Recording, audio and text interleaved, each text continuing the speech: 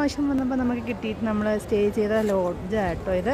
ഗുരുവായൂർ അമ്പലത്തിന് നേരെ അടുത്ത് തന്നെ. അത് ദർശനമൊക്കെ സുഗമമായിരുന്നു. വേഗം അമ്പലത്തിലോട്ട് കയറാൻ പറ്റുമായിരുന്നു. എല്ലാം കൊണ്ട് എളുപ്പമായിരുന്നു കേട്ടോ.